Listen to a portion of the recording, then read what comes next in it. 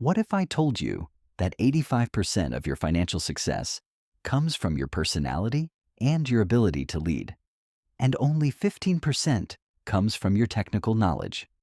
In a world dominated by algorithms and artificial intelligence, the most valuable skill you can possess is still human intelligence. Welcome back to Simply Audiobooks. Today we are diving into the Bible of Human Relations, the book that carved the path for every self-help guru for the last century. How to Win Friends and Influence People by Dale Carnegie. First published in 1936, this masterpiece has sold over 30 million copies. Why? Because while technology changes every day, human nature hasn't changed in 1,000 years. Whether you are trying to close a massive business deal, lead a family, or simply make a better impression, the rules in this book are your secret weapon. If you stay with me until the very end of this masterclass, you will walk away with the secret to making people like you instantly, the psychological tools to change someone's mind without causing resentment, the 3 fundamental techniques to handle even the most difficult people, and most importantly, the power of influence, the ability to get what you want by helping others get what they want. This isn't just an audiobook, it's a transformation. You are about to learn how to navigate the complex world of human emotions with the precision of a master. Are you ready to stop talking and start influencing? Let's begin. Part 1. Fundamental Techniques in Handling People. Welcome to the first core principle of human relations. If there is one chapter in this book that can immediately change your social life, your marriage, or your business, this is it. Chapter 1. If you want to gather honey, don't kick over the beehive. Think about the last time you were frustrated with someone. Maybe a coworker missed a deadline, or a family member forgot an important task.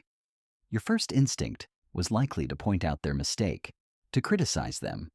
We do this because it makes us feel superior, and we believe that by shaming someone, we can force them to change. But Dale Carnegie warns us that this is a dangerous delusion. Carnegie spent years studying the psychology of criminals. He discovered something startling. 99% of people never criticize themselves for anything, no matter how wrong they may be. Consider Two Gun Crowley, one of the most dangerous killers in New York's history.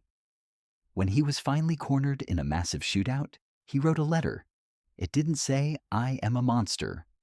It said, "Under my coat is a weary heart, but a kind one that would do no one any harm."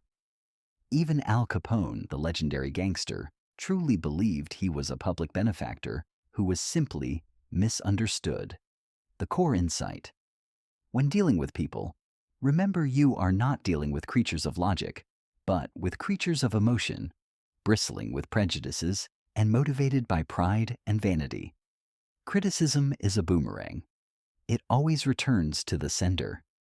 When you criticize someone, you don't solve the problem. You simply wound their pride and trigger their resentment. That resentment can last for decades, poisoning relationships and destroying morale. Even Abraham Lincoln, the great unifier, started his career as a man who loved to mock and criticize others through satirical letters. It wasn't until he was challenged to a literal sword duel over one of his insults that he realized the lethal power of words. From that day on, Lincoln never criticized anyone again. His secret to leading a divided nation? Judge not, that ye be not judged. Instead of condemning people, let's try to understand them. Let's try to figure out why they do what they do. That is a lot more profitable and intriguing than criticism, and it breeds sympathy, tolerance, and kindness. So, here is your first challenge. For the next 24 hours, try to go through your day without a single word of criticism, condemnation, or complaint. Watch how the people around you begin to drop their guard. Principle 1. Don't criticize, condemn, or complain.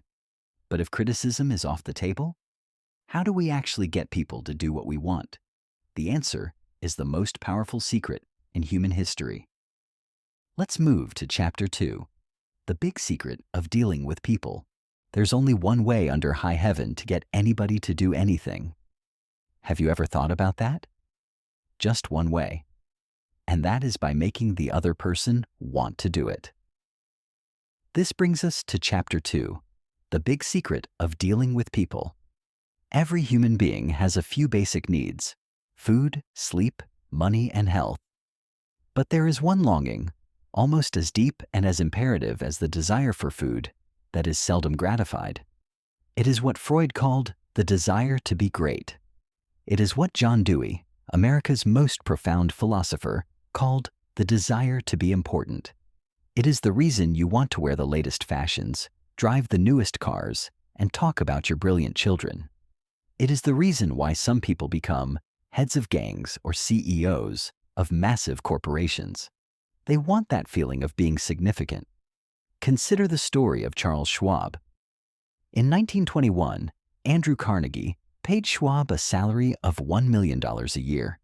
That's over $20 million in today's money. Why? Was Schwab a genius at steel manufacturing? No. He told Carnegie himself that he knew many men who knew more about the technical side of steel than he did. Schwab was paid that staggering sum because of his ability to deal with people. His secret? He said, "I consider my ability to arouse enthusiasm among my men the greatest asset I possess, and the way to develop the best that is in a man is by appreciation and encouragement." Schwab practiced the exact opposite of what the average person does. If he liked something, he was hearty in his approbation and lavish in his praise. He looked for things to admire rather than things to condemn. But here is a vital distinction you must never forget. Appreciation is not flattery. One is sincere, the other is insincere. One comes from the heart, the other from the teeth out. One is unselfish, the other is selfish. Flattery is telling the other person precisely what they think about themselves. It is cheap praise that most people can see through eventually. True appreciation is about noticing a small detail, a hard-earned effort, or a genuine trait, and acknowledging it without expecting anything in return. It is the legal tender that all human souls crave. Think of the people you interact with daily: the waitress, the shop clerk, your employees, or your partner. They are all starving for appreciation. If you learn to give honest, sincere praise, you will have a power that few people possess. You will change lives, and people will cherish your words and repeat them for years after you have forgotten them. Principle 2. Give honest and sincere appreciation. But there is a final step. Once you stop criticizing and start appreciating, how do you actually persuade someone to see things your way? Let's move to Chapter 3. He who can do this has the whole world with him. We've learned to stop criticizing and start appreciating. But how do you actually get someone to move? How do you get a customer to buy or a child to eat their vegetables? This brings us to Chapter 3. He who can do this has the whole world with him. Dale Carnegie tells a simple story about fishing. He loved strawberries and cream, but for some reason, fish preferred worms. So, when he went fishing, he didn't bait the hook with strawberries, he baited it with what the fish wanted. Why do we act differently with people? We spend all our time talking about what we want. But the truth is, nobody else cares what you want. They care about what they want. The only way to influence someone is to talk about what they want and show them how to get it. Henry Ford once said, "If there is any one secret of success, it lies in the ability to get the other person's point of view and see things from that person's angle as well as from your own." Think about a standard cover letter. Most people write, "I want this job because I need the experience." The employer doesn't care. Instead, write, "Your company is losing money on shipping, and I have a system to save you 20%. Now you have their attention. You have aroused an eager want because you are solving their problem. The Carnegie Shift. Tomorrow, before you ask someone to do something, stop and ask yourself, how can I make this person want to do it? If you can master this, you have the world at your feet. You will never be a salesman again. You will be a problem solver. You will be a leader people want to follow. Principle 3. Arouse in the other person an eager want. This concludes part 1. The fundamental techniques. We have the foundation. Now it's time to build the attraction. Let's move to part 2. 6 ways to make people like you. Have you ever wondered why a dog is considered man's best friend? A dog doesn't have a job. He doesn't write books or sell insurance. He makes his living by giving you nothing but pure, unadulterated love. When you come home, he jumps for joy. He is genuinely glad to see you. This brings us to chapter 4. Do this and you'll be welcome anywhere. The world is full of people trying to be interesting so that others will like them. They talk about their achievements, their travels, and their opinions. But here is the hard truth. People are not interested in you.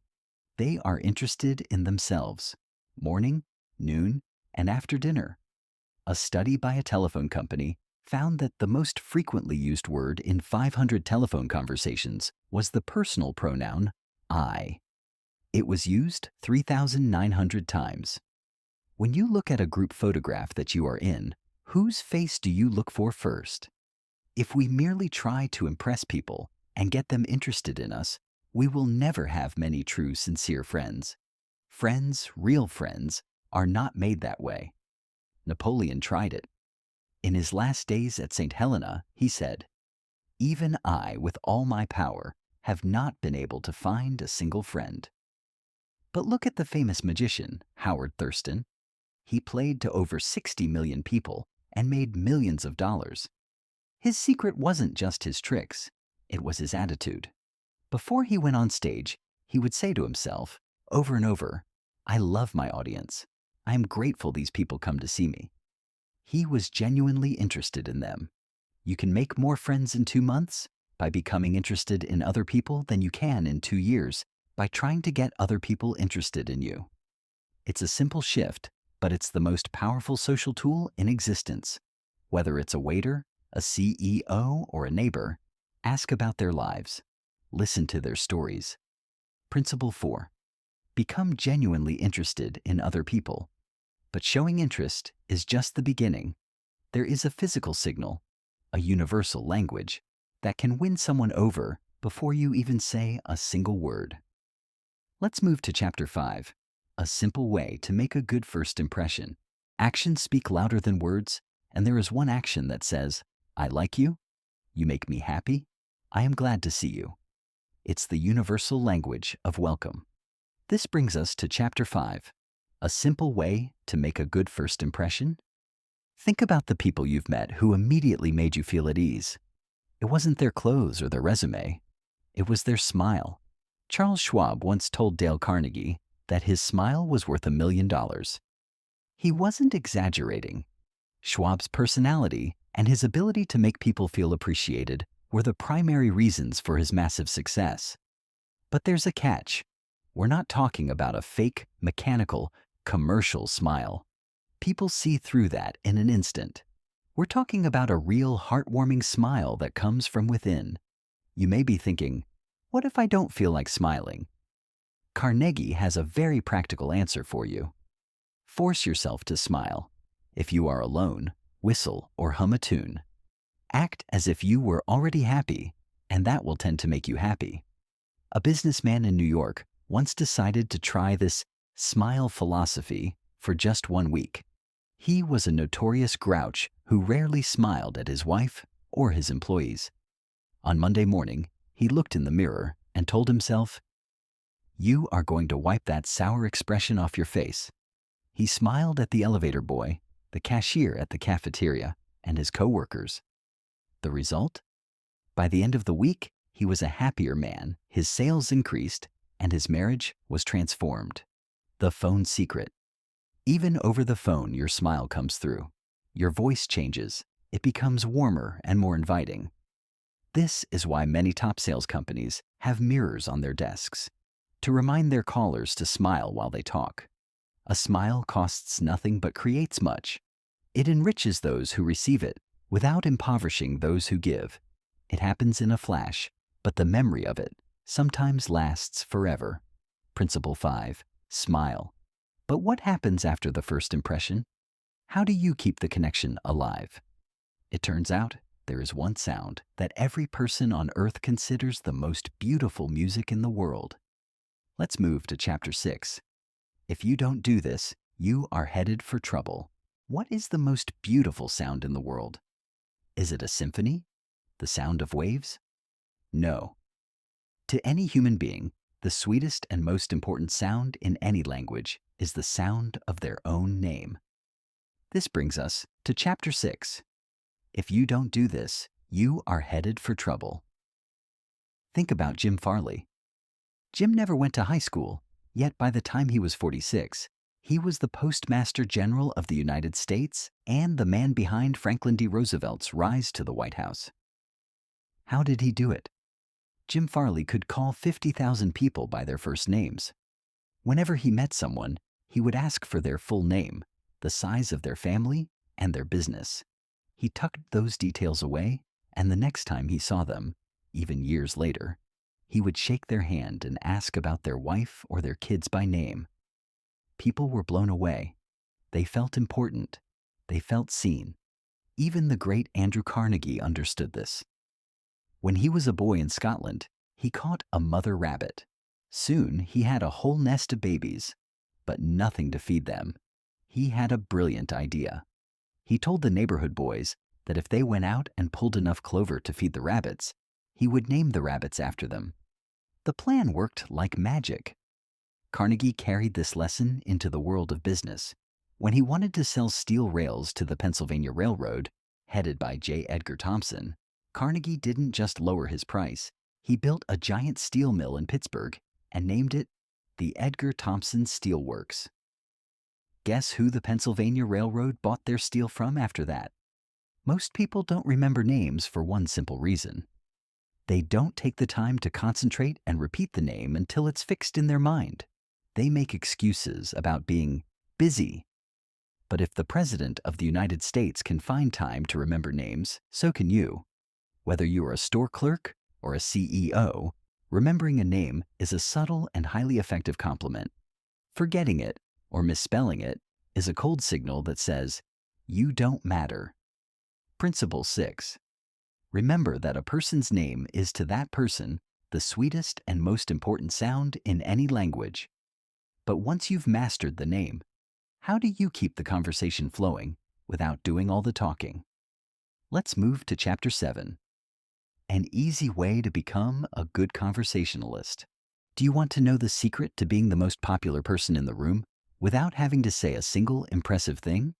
It sounds like a paradox, but it is one of the most powerful tools in human psychology. This brings us to chapter 7. An easy way to become a good conversationalist. Dale Carnegie once attended a dinner party where he met a distinguished botanist. Carnegie knew nothing about botany, but he was genuinely fascinated. He sat for hours almost entirely silent, simply asking questions and listening with rapt attention as the botanist talked about exotic plants and indoor gardens. At the end of the evening, the botanist turned to the host and described Carnegie as a most stimulating and fascinating conversationalist. Carnegie had hardly said a dozen sentences. He hadn't talked about himself at all. He had simply listened. The truth is, many people fail to make a good impression because they don't listen. They are so busy thinking about what they're going to say next that they keep their ears closed. Remember this: a person's toothache means more to that person than a famine in China, which kills 1 million people. People are not interested in your stories nearly as much as they are interested in their own. If you want to be a good conversationalist, you must first be an attentive listener. To be interesting, be interested. Ask questions that the other person will enjoy answering. Encourage them to talk about themselves and their accomplishments. If you do this, they will think you are one of the smartest people they've ever met, simply because you gave them the one thing we all crave: an audience. Whether you are talking to a difficult customer or new acquaintance, the rule is the same. Listen as if their story is the most important thing in the world, because to them, it is. Principle 7. Be a good listener. Encourage others to talk about themselves. But what if you want to take it a step further? What if you want to know exactly what to talk about to make someone's eyes light up with excitement? Let's move to Chapter 8. How to interest people. Have you ever met someone who seemed to know everything about everything? Someone who could talk about your favorite hobby, your industry, or your passion as if they were an expert? It's a magnetic quality, and it isn't an accident. This brings us to Chapter 8. How to interest people. The secret to this social magic was mastered by Theodore Roosevelt. Everyone who visited Roosevelt was astonished by the range of his knowledge. Whether his guest was a cowboy, a diplomat, or a scientist, Roosevelt knew exactly what to talk about. How? The answer is simple. Whenever Roosevelt expected a visitor, he stayed up late the night before, reading up on the subject in which he knew his guest was particularly interested. He knew that the royal road to a person's heart is to talk about the things he or she treasures most. Think about this in the world of business. Dale Carnegie tells the story of a man trying to sell a service to a major hotel manager. For a year, he tried to get an appointment, but the manager was always too busy. Finally, the salesman discovered that the manager belonged to a specific organization called the Hotel Greeters of America. He didn't call to ask for a meeting about his service. Instead, he called to ask for information about the organization. Suddenly, the manager had all the time in the world. They talked for hours, not about the salesman's business, but about the manager's passion. By the end of the conversation, the manager had not only invited him back, but had signed the contract. The professional insight. Talking in terms of the other person's interests is a win-win. You expand your own knowledge, and the other person feels a deep sense of validation and importance. Don't just walk into a meeting or a party and hope for the best. Do your research. Find out what makes the other person's eyes light up. When you talk about what they care about, you aren't just making a conversation. You are building a bridge. Principle 8. Talk in terms of the other person's interests. We have covered the interest and the listening. But there is one final rule in this section, a rule so fundamental that if you follow it, you will never lack for friends. If you break it, you will face endless friction. Let's move to Chapter 9. How to make people like you instantly. Is there a legal magic phrase that can stop arguments, eliminate ill will, and make the other person listen to you with rapt attention? Yes. There is a deep driving psychological law that, if followed, will bring you countless friends and constant happiness. This brings us to Chapter 9. How to make people like you instantly. The law is this. Always make the other person feel important. As we discussed in earlier chapters, the desire to be important is the deepest urge in human nature. It is what separates us from the animals. Dale Carnegie once stood in line at a post office. He noticed the clerk behind the counter looked bored and tired, weighing envelopes, canceling stamps, the same monotonous grind day after day. Carnegie asked himself, "What is there about this man that I can honestly admire?" While the clerk was weighing his letters, Carnegie said, "I certainly wish I had your head of hair." The clerk looked up, half startled, a broad smile breaking over his face. They chatted for a moment, and as Carnegie left, he noticed the man's entire posture had changed. Why? Because Carnegie had given him a drop of honey, a sincere recognition of his importance. You don't need to wait until you are meeting a senator or a king to practice this. You can practice it every day with the person who sells you a newspaper, the waiter at the restaurant, or your own family members. The unvarnished truth is that almost every man you meet feels himself superior to you in some way. A sure way to his heart is to let him realize in some subtle way that you recognize his importance and recognize it sincerely.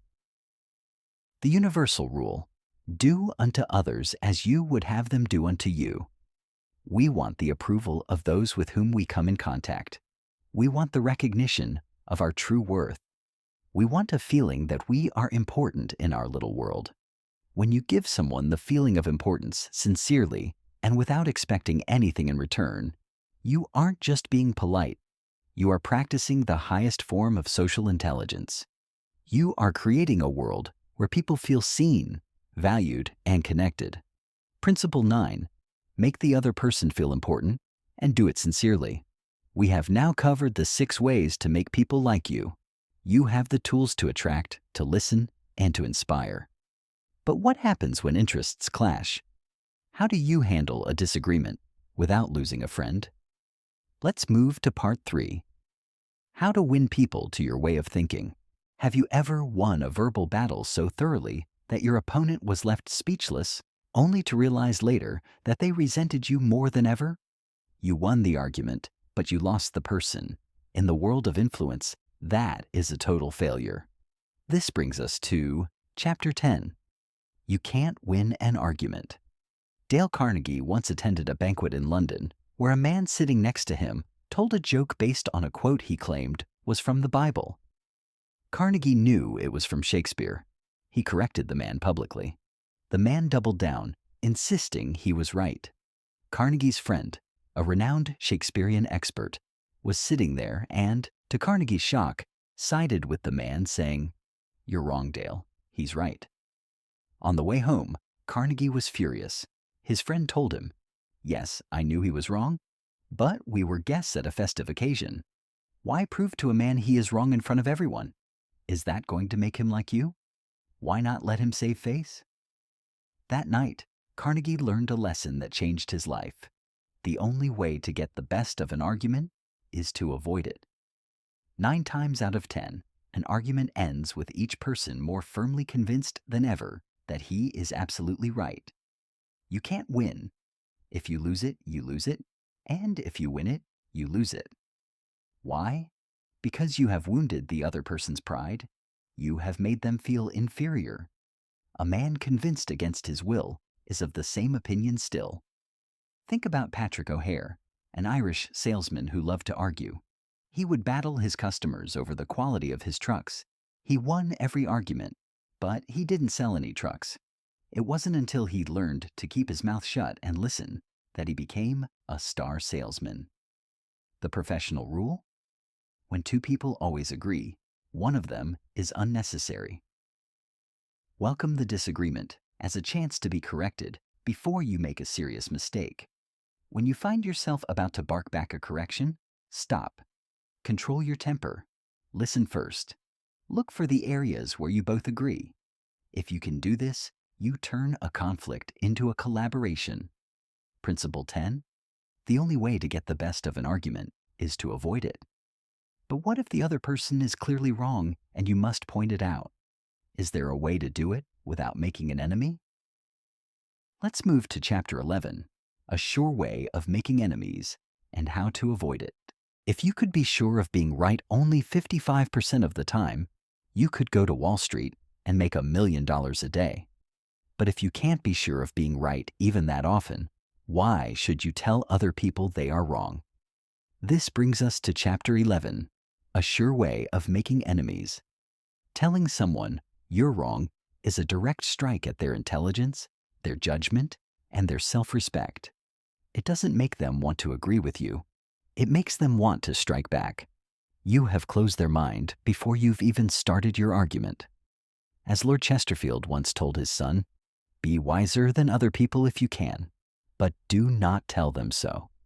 If a person makes a statement that you know is wrong, try this magic phrase instead. I may be wrong. I frequently am. Let's examine the facts. Think about the incredible power of those words. I may be wrong. No one will ever object to you saying that. It stops all argument and inspires the other person to be just as fair and open-minded as you are. It turns a verbal battle into a joint search for the truth. Consider the story of S. V. Vaughan, a salesman in an engineering firm. He had a client who was adamant that a certain piece of equipment was failing due to a specific reason. Vaughan knew the client was dead wrong. Instead of arguing, Vaughan said, I may be wrong, but let's look at the data together. If we've made a mistake, I want to be the first to fix it. By the end of the meeting, the client realized his own error and apologized. If Vaughn had said, "You're wrong," at the start, he would have lost the contract and gained an enemy for life. The Galileo principle. You cannot teach a man anything. You can only help him to find it within himself. When we are wrong, we may admit it to ourselves. If we are handled gently and tactfully, we may even admit it to others. But never if someone tries to ram a disagreeable fact down our throats. Principle 11. Show respect for the other person's opinions. Never say, "You're wrong." But what happens when you are the one who has made a mistake? Most people try to hide it or defend it, but there is a much faster way to gain respect. Let's move to Chapter 12. If you are wrong, admit it quickly and emphatically. We have all been there. You've made a mistake, a deadline missed, a rule broken, or a simple lapse in judgment. Your heart beats faster as you prepare to defend yourself.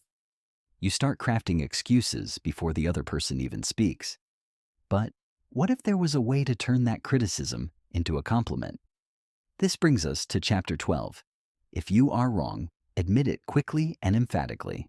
Dale Carnegie tells a story about taking his dog, Rex, for a walk in a local park without a leash. One day, he was caught by a stern policeman who lectured him severely, warning him never to do it again. A week later, Carnegie did it again, and, sure enough, he saw the same policeman heading his way. Carnegie knew he was in trouble. Instead of waiting for the officer to start scolding him, he beat him to the punch. He said, "Officer, you've caught me red-handed. I have no excuses. You warned me, and I broke the rule." The policeman's reaction? He began to soften. Instead of being an adversary, he became a protector. He actually started defending Carnegie, saying, "Well, now, I know it's a small dog. Maybe if you just take him over that hill, I won't see you." By admitting his mistake quickly and emphatically, Carnegie removed the policeman's need to feel important by scolding him. Since Carnegie was already criticizing himself, the only way the officer could feel superior was by showing mercy. Any fool can try to defend his mistakes, and most fools do. But it raises you above the herd and gives you a feeling of nobility to admit your errors. It takes the steam out of the other person's argument. If you know you're going to be rebuked anyway, isn't it much better to take the wind out of the other person's sails by saying the things they were going to say before they have a chance to say them? The power of yielding. By fighting, you never get enough, but by yielding, you get more than you expected. Whether it's a mistake at work or a slip-up in a relationship, don't hide. Don't make excuses. Be the first to say, "I messed up." You will find that people are much more likely to be generous when you are honest. Principle 12. If you are wrong, admit it quickly and emphatically. Now that we know how to handle our own mistakes, how do we get people to agree with us from the very beginning of a conversation? Let's move to Chapter 13. A drop of honey. There is an old and wise adage, "A drop of honey catches more flies than a gallon of gall." If you want to win a man to your cause, first convince him that you are his sincere friend. That is the drop of honey that catches his heart. This brings us to Chapter 13. A drop of honey. Abraham Lincoln used to say that if you come at a person with your fists doubled, their fists will double just as fast. But if you come to them and say, "Let's sit down and take counsel together," you will often find that you aren't as far apart as you thought. The points on which you agree are many, and the points on which you differ are few. Consider the case of a tenant who is facing a massive rent increase. Most people would have stormed into the landlord's office, complained about the leaky roof, and threatened to move out. Instead, this tenant tried the honey approach. He met the landlord and told him how much he appreciated the way the building was managed. He praised the landlord's fairness and said he would love to stay another year, but he simply couldn't afford the new rent. The result? The landlord, who was used to being yelled at by angry tenants, was so disarmed that he actually lowered the rent even further than the tenant had hoped. Gentleness and friendliness are always stronger than fury and force. Think of the sun and the wind in the famous fable. The wind tried to blow the coat off a man by force, but the harder it blew, the tighter the man clutched his coat. Then the sun came out and shone kindly. Within minutes, the man felt the warmth and took off his coat himself. The persuasion secret. Kindness and the friendly approach can make people change their minds much faster than all the bluster and storming in the world. Whether you are dealing with a difficult boss, a grumpy customer, or a stubborn child, remember, you cannot scold people into agreeing with you, but you can lead them there with a drop of honey. Principle 13. Begin in a friendly way. But being friendly is just the opening. How do you keep the other person saying yes until they've fully agreed with your plan? Let's move to Chapter 14, The Secret of Socrates. When talking with people, do not begin by discussing the things on which you differ. Begin by emphasizing and keep on emphasizing the things on which you agree. Get the other person saying yes, yes at the outset. Keep your opponent, if possible, from saying no. This brings us to Chapter 14, The Secret of Socrates. A no response is a most difficult handicap to overcome. When you say no, all your pride of personality requires that you remain consistent with yourself. Your entire organism, glandular, nervous, and muscular, gathers itself into a condition of rejection. But when you say yes, none of the withdrawal activities take place. The organism is in a forward-moving, accepting, open attitude. Consider Joseph Allison, a salesman for Westinghouse. He was trying to sell motors to a tough customer who was convinced the motors ran too hot. Instead of arguing about the temperature, Allison used the Socratic method. He asked, "If these motors run too hot, you shouldn't buy them, should you?" The customer said, "Yes." Then he asked, "NEMA standards say a motor can be 72 degrees above room temperature, right?" Again, "Yes."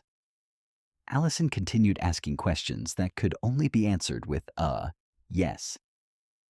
By the time the conversation was over, the customer had sold himself a massive order of motors. He had been led step by step to a conclusion he would have fought tooth and nail just minutes before. The Socratic secret. Socrates never told people they were wrong. He asked questions that his opponent had to agree with. He kept winning one admission after another until his opponents found themselves embracing a conclusion they would have bitterly denied a few minutes previously. The next time you are tempted to tell someone they are wrong, remember, old man Socrates. Ask a gentle question, a question that will ripple into a yes response. Principle 14. Get the other person saying yes, yes immediately. But what if you've handled the yes momentum, yet the other person still feels like they aren't being heard? Sometimes, the best way to win an argument is to stop talking altogether. Let's move to Chapter 15, The Safety Valve in Handling Complaints. Most people, when trying to win others to their way of thinking, do far too much talking. They think that by a sheer bombardment of words, they can overwhelm the opposition. But the masters of human relations know a better way. This brings us to Chapter 15, The Safety Valve in Handling Complaints. Think of an angry person like a steam boiler. If the pressure builds up too high without a release, it explodes. Listening is that safety valve. When a customer is complaining or a friend is venting, they are full of steam. If you interrupt them to defend yourself, you only increase the pressure. But if you let them talk, really talk, they exhaust their anger. They run out of complaints, and for the first time, they are ready to listen to you.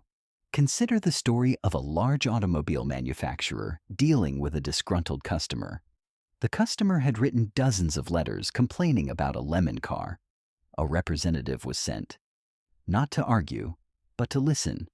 For 3 hours, the representative sat in silence, nodding and saying, "I see," while the customer poured out his frustration. By the end of the meeting, the customer was so relieved to have finally been heard that he actually apologized for his behavior. He didn't just keep the car, He became a loyal advocate for the brand. The French wisdom, La Rochefoucauld, said, "If you want enemies, excel your friends. But if you want friends, let your friends excel you." Why? Because when we let others talk, we give them the chance to feel important. Don't be a conversation hog. Give the other person the floor. Ask them to share their ideas, their problems, and their triumphs. You'll find that the more they talk, the more they will like you. Principle 15. Let the other person do a great deal of the talking. Most people, when trying to win others to their way of thinking, do far too much talking themselves. We often believe that by bombarding someone with our ideas, logic, and reasons, we can force them to see things from our perspective. But the masters of human relations know a much more effective secret. This is the core of Chapter 15, the safety valve in handling complaints. Think of a person with a grievance, a complaint, or even a strong opinion as a steam boiler. If the pressure builds up too high without a release, it eventually explodes. Listening is that vital safety valve. When a customer is complaining, a friend is venting, or a colleague is disagreeing, they are full of steam. If you interrupt them to defend yourself or push your own agenda, you only increase that internal pressure. But if you let them talk, if you listen patiently with an open mind and sincere interest, they exhaust their energy. They run out of arguments, and for the first time, they become receptive to what you have to say. Even our friends would much rather talk about their accomplishments than hear us boast about ours. The famous French philosopher La Rochefoucauld once said, "If you want enemies, excel your friends. But if you want friends, let your friends excel you." Why is this true? Because when we excel our friends, we accidentally make them feel a sense of inferiority or envy. But when we let them excel us, we give them a feeling of importance. The same applies to business and leadership. Let your employees, partners, or customers tell you their ideas. Let them describe their problems in full detail. Don't be a conversation hog. By asking questions and giving others the floor, you gain their trust and cooperation far more effectively than any sales pitch ever could. To be a leader, people want to follow. You must first be a listener people want to talk to. Principle 15. Let the other person do a great deal of the talking. Principle 17. Appeal to the nobler motives. People are, at heart, inherently decent. They want to be seen as honest, fair, and responsible. Even individuals who may be acting in bad faith deep down possess a desire to be respected. The key to influencing others, and often the key to stopping conflict before it starts, is to appeal to these nobler motives. When you are dealing with someone who has failed you, lied to you, or treated you unfairly, your first instinct is to condemn them. You want to point out their faults and punish them, but condemnation only breeds resentment. Instead, try a more daring approach. Treat the person as if they were a person of integrity. Give them a fine reputation to live up to. If a customer is trying to return a product that is clearly past the warranty, don't label them as a scammer. Instead say, "I know you are the type of person who values fairness and quality. I'm sure you wouldn't want to hold on to something that doesn't meet your own high standards, and I want to help you." By positioning them as a person of high character, you make it psychologically difficult for them to act poorly. They will often choose to live up to the image you have projected onto them. This works because humans are social creatures who crave the approval of others. When you explicitly state your faith in their honesty, you challenge them to prove you right. It is a subtle but profound form of influence. It transforms a confrontation into a character test. Most people, when faced with the choice between acting like a cheat or acting like a person of honor, will choose honor, if only to maintain the reputation you have so generously granted them. Do not dwell on the negative. Do not assume the worst. Appeal to the best in others, and you will be amazed at how often they rise to meet your expectations. Principle 18. Dramatize your ideas. The truth by itself is often dull. In an era where attention is the most valuable currency, having a good idea or a superior product is simply not enough. You must have the ability to make your ideas leap off the page and capture the imagination. This is the art of dramatization. Why do films capture our attention for hours, while a technical manual bores us in seconds? Because films create an experience. They speak to our emotions, our visual senses, and our curiosity. If you want to win people to your way of thinking, you must stop treating your ideas like a dry list of facts. You must bring them to life. Take the world of marketing. A shop owner can list the technical specifications of a product, detailing every feature. It is accurate, but it is cold. Alternatively, that owner can demonstrate the product.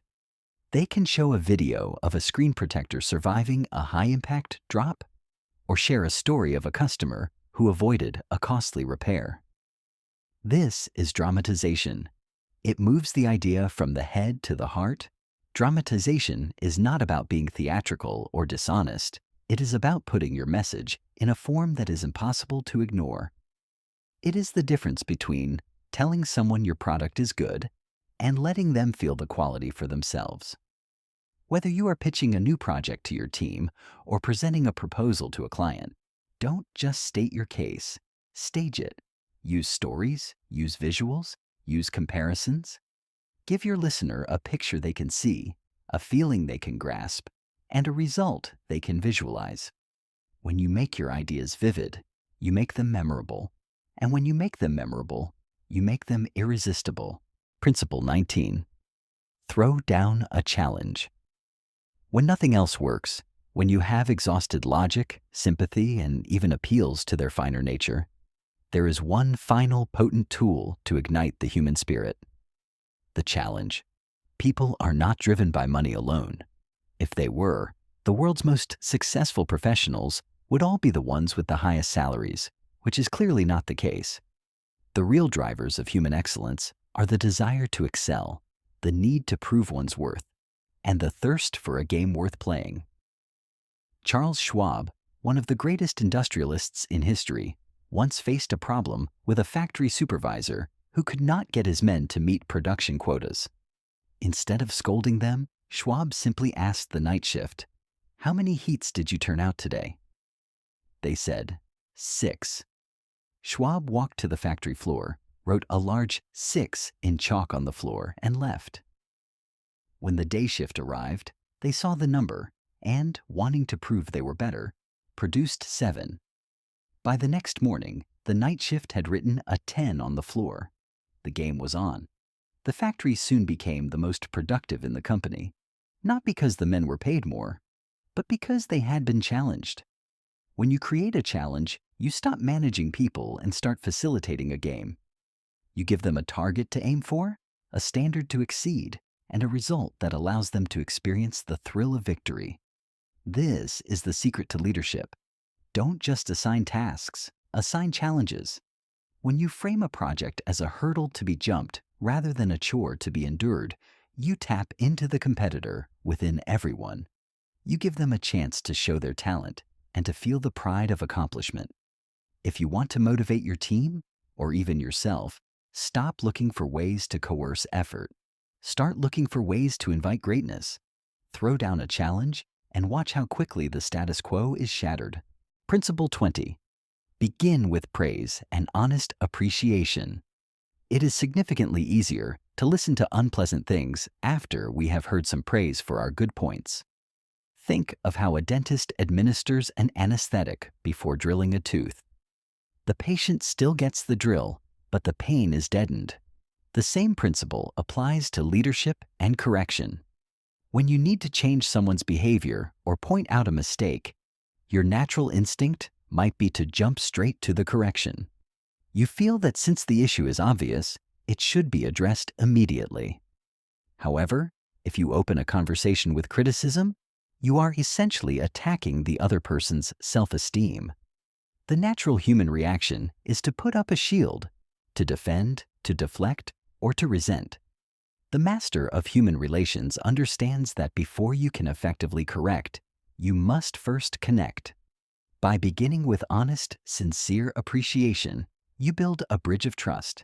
You show the person that you see their value, their past efforts, and their potential.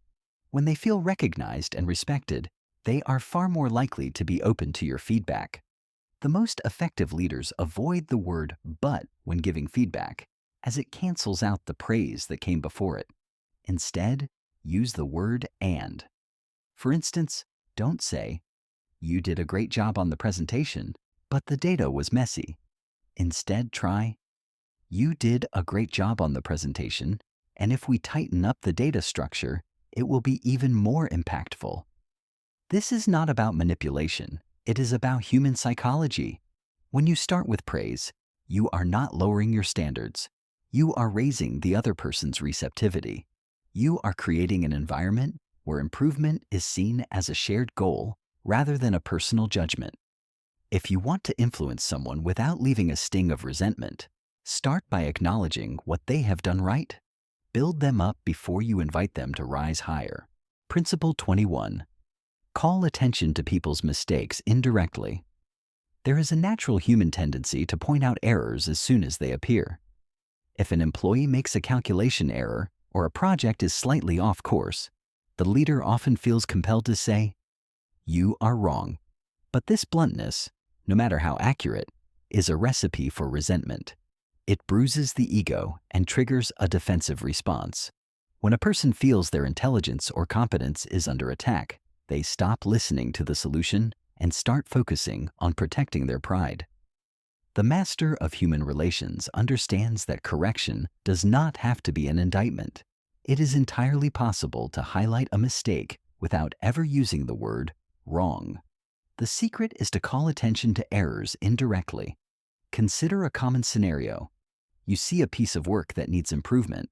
Instead of saying, "This report is full of errors," try framing the correction in a way that allows the person to save face. You might say, "You have a great start here, and if we adjust these figures, it will be even stronger." By using "and" instead of "but," you remove the sting of criticism. The person doesn't feel like they failed. They feel like they are being helped to refine their work. This approach requires patience and a shift in perspective.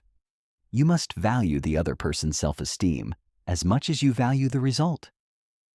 When you guide them to discover the mistake themselves, they retain their dignity. They don't just correct the error because they were told to. They correct it because they see a better way. Remember, the goal of leadership is not to prove that you are superior or that the other person is flawed. The goal is to elevate performance. When you call attention to mistakes indirectly, you clear the path for change without creating an emotional roadblock. You prove yourself to be an ally rather than an antagonist. Principle 22. Talk about your own mistakes before criticizing the other person. It is never easy to hear about your mistakes, especially when they are pointed out by someone who acts as if they are infallible. If you are an employer, a parent, or a leader, the natural inclination is to assert your authority by highlighting where others have gone wrong. But the result is rarely improvement. It is almost always resentment. No one likes to be scolded, and most people, when faced with direct criticism, will naturally harden their hearts to defend their own dignity.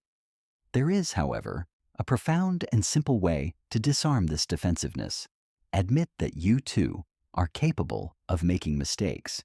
When you begin by saying, "I have made similar errors myself," or "I remember when I was in your shoes, I struggled with the exact same issue," the power dynamic shifts instantly. You are no longer the judge handing down a verdict.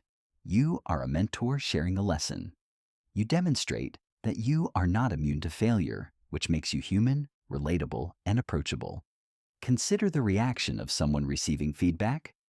If they feel superior or equal to you, they will resent your correction. If they feel you are looking down on them from a pedestal, they will tune you out. But when you admit your own past flaws, you level the playing field. You make it safe for them to admit their errors without feeling humiliated. By showing humility, you do not lose your authority. You gain respect. This is the ultimate bridge builder in leadership. By talking about your own mistakes before criticizing someone else, you accomplish two things. You soften the blow of the correction, and you provide a living example of how to handle failure with grace. You shift the focus from "you did wrong" to "we can both do better." Do not hesitate to be vulnerable. It is the most effective way to lead others toward self-improvement. When people see that you are willing to learn from your own blunders, they will be much more eager to learn from theirs. Principle 23. Ask questions instead of giving direct orders.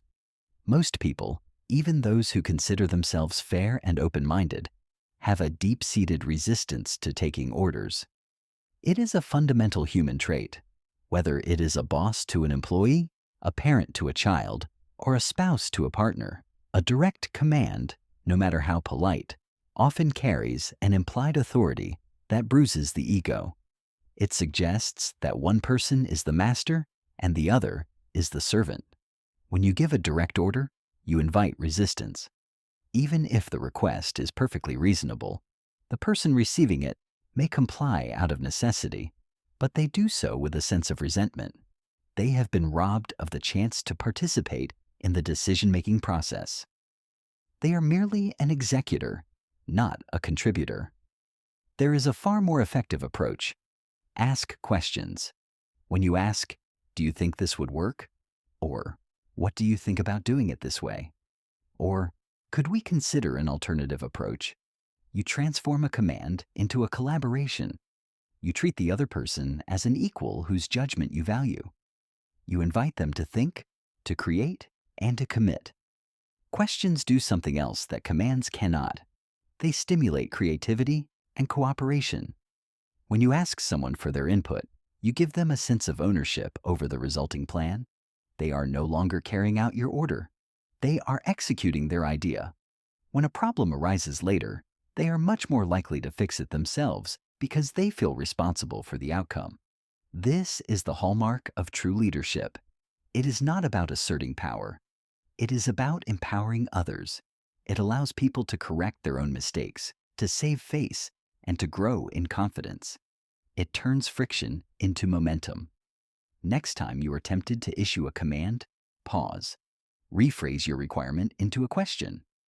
Ask for their perspective, invite their input, and let them arrive at the same conclusion as you. You will find that people are far more willing to cooperate when they feel they have had a hand in shaping the direction of the work. Principle 24. Let the other person save face. There is nothing more fragile than human pride, and yet we are often brutally careless with it.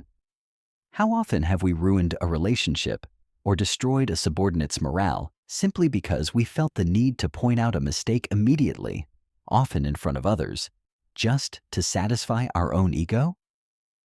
We may be right, and the facts may be entirely on our side, but in crushing the other person's pride, we have lost their cooperation. We are all prone to making mistakes. We are all prone to failure. Yet, when we are the ones who falter, we desperately hope for a way to maintain our dignity. We want to believe we are still capable, still respected, and still valued. Why then do we deny this basic human need to others? Letting the other person save face is not about being weak or avoiding the truth. It is about being a leader who understands that an embarrassed person is a defensive person. When you publicly humiliate someone, you don't teach them a lesson. You teach them to resent you. You turn a fixable error into an emotional wound that may never fully heal. If you must correct someone, do it in private. If you must disagree, find a way to make it seem as if the person has simply had a change of mind rather than admitting defeat. Give them a way to correct their error without admitting, "I was wrong and you were right." When you allow someone to keep their dignity, you leave the door open for growth.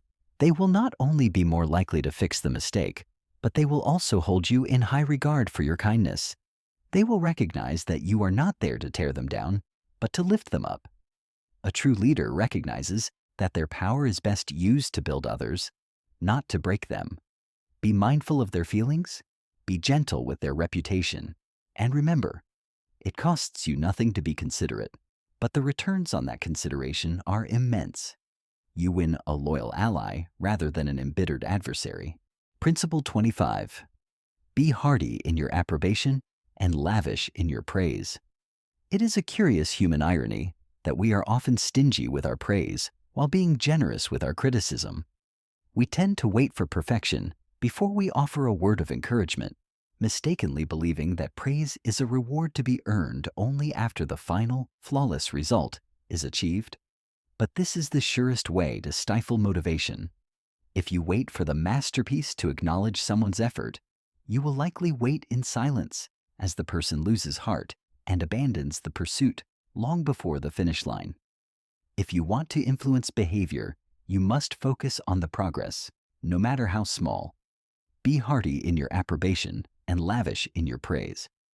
When you notice a tiny shift in the right direction, a better attitude, a task done slightly more efficiently, or a mistake avoided, acknowledge it immediately. Think of it as nurturing a new skill. You would not expect a novice to master a complex craft on their first day. You would applaud their first tentative, clumsy steps. People are exactly the same. When you validate the slightest improvement, you do more than just make the person feel good. You provide the psychological fuel they need to keep going. You signal to them that you are not watching for their failures, but searching for their wins.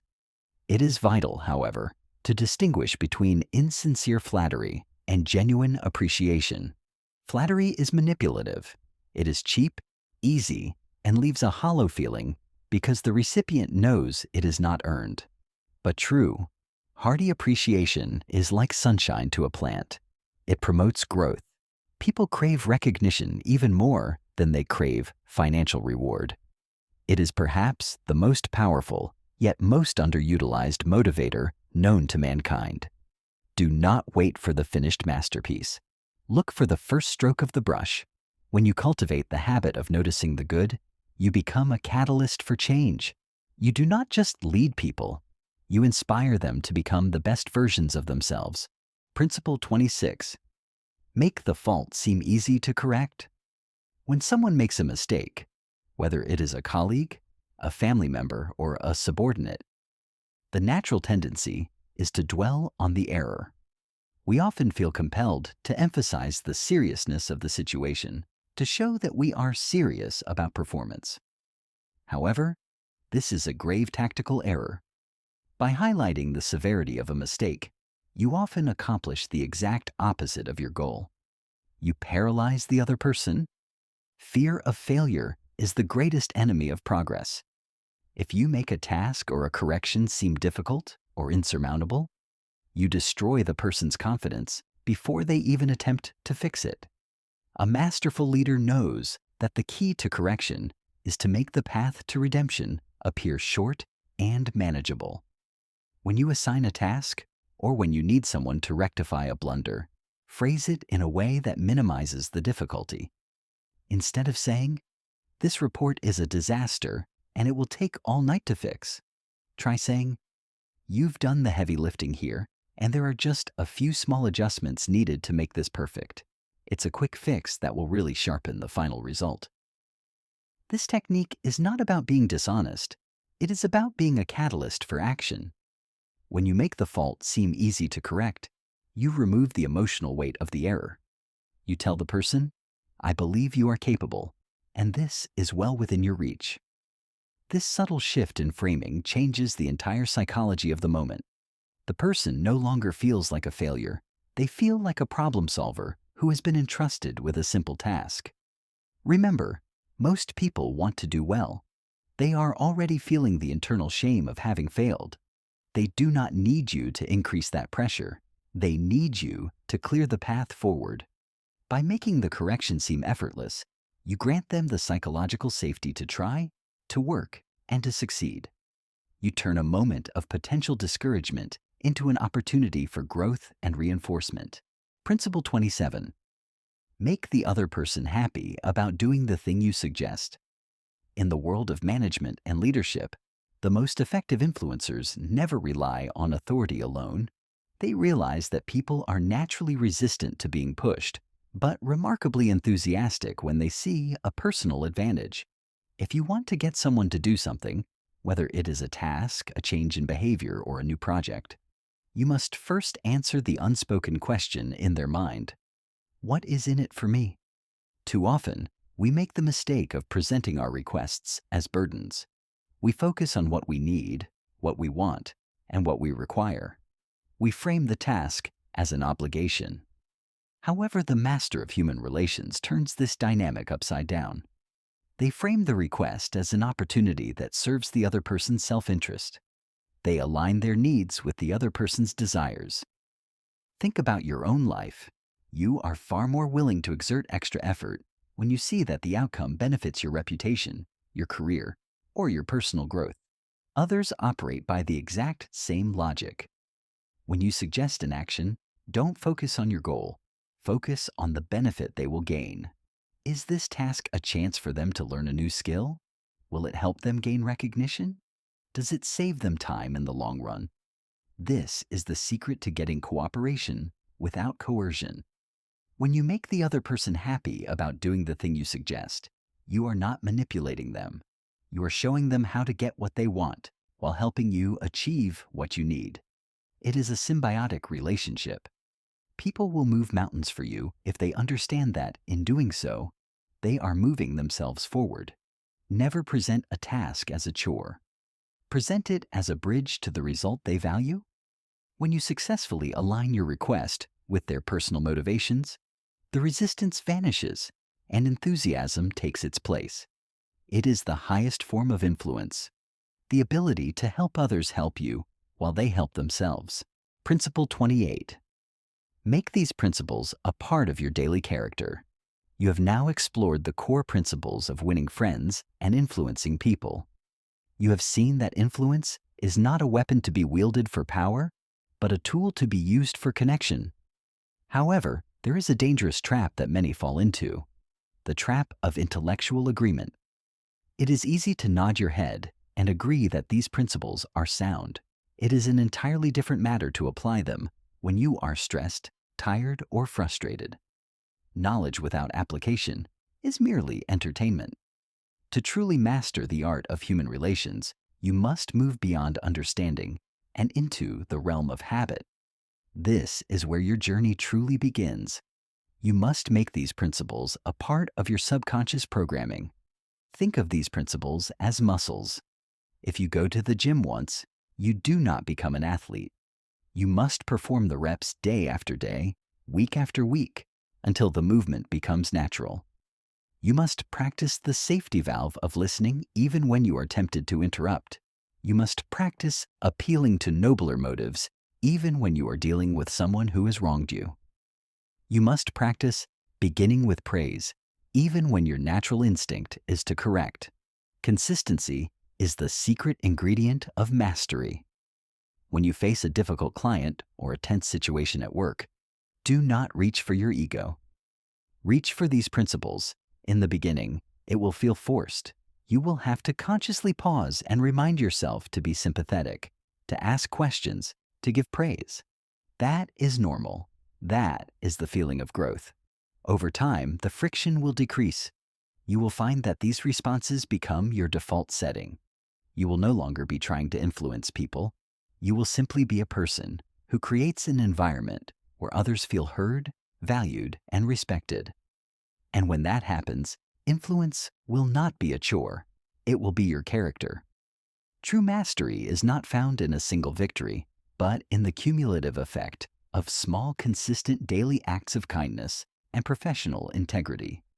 Practice them until they are no longer a manual you read, but a language you speak. Principle 29. Lead with the goal of empowering others. We have journeyed through the mechanics of human relations, the art of listening, the power of appreciation, and the subtlety of guiding others toward a better outcome. Yet, as we draw this exploration to a close, it is essential to remember that these principles are not mere tactics to be pulled from a toolkit when needed. They are, ultimately, a philosophy of leadership. The true measure of a leader is not found in the volume of sales, the efficiency of logistics, or the breadth of a business empire. Those are the indicators of a manager. The true measure of a leader is found in the growth of the people they touch. Consider this. Every interaction you have with a customer, a colleague, or a team member is a moment of choice. In that moment, you can choose to be transactional, viewing the other person as a means to an end, or you can choose to be transformational, viewing them as a human being worthy of respect and development. When you choose the latter, you are not just getting a job done, you are leaving an imprint on that person's character. The most profound legacy you can leave is not the products you sold, but the confidence you instilled in others. Think of the people who have influenced you most deeply in your life. Were they the ones who commanded you? Or were they the ones who believed in you, listened to you, and challenged you to rise higher? It was almost certainly the latter. You now have the opportunity to be that person for everyone you encounter. Influence is a ripple effect. When you treat someone with genuine empathy, they are more likely to treat others the same way. When you listen to someone who feels unheard, you give them the capacity to listen to others. You are not just changing one life, you are starting a chain reaction of kindness and professional integrity that will extend far beyond your own reach.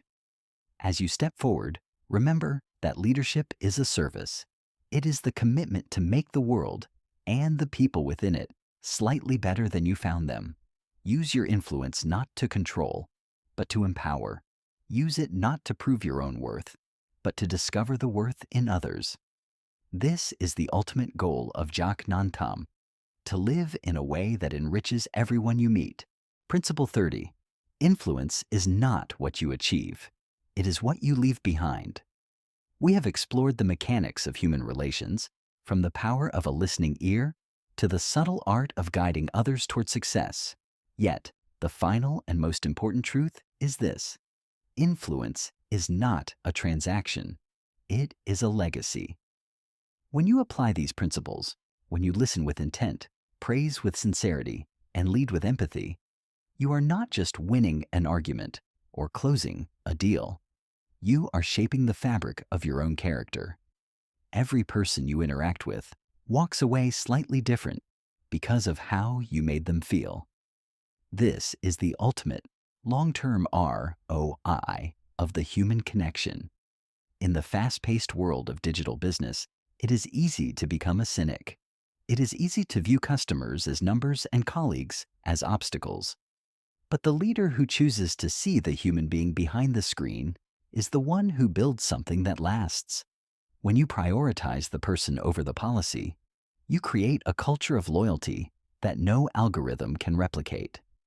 You become a magnet for opportunity, not because you are aggressive, but because you are magnetic. Do not treat this book as a manual you read once and shelf. Treat it as a mirror. Each time you face a challenge, ask yourself, am I acting out of ego, or am I acting out of understanding? The consistency of your choices will define your influence. You have the tools now. You have the map. The journey of becoming a person who naturally draws the best out of others is now yours to walk. Go forth and turn these words into your way of life. Conclusion: your journey of mastery. You have now traversed the essential landscape of Jacques Nantam in the modern era. You have learned that the key to winning friends and influencing people is not found in clever tactics, but in the radical commitment to human decency, genuine curiosity, and selfless leadership. These principles are simple to understand, but difficult to master. They require you to swallow your pride, to slow down when the world demands speed, and to see others as they are, not as you wish them to be. But the reward is a life of deeper connections, more effective leadership, and a legacy of trust that will serve you long after your business transactions are forgotten. The path to mastery is built in the daily application. Start today. Choose one principle, practice it in your next conversation, and observe the shift. You are the architect of your own influence. Listen to the full experience. Would you like to internalize these lessons while on the move, at the gym, or during your commute? I have curated the complete series of these chapters into an immersive professional-grade audiobook format, specifically designed to help you master these techniques in any environment. Access the full audiobook series for free now.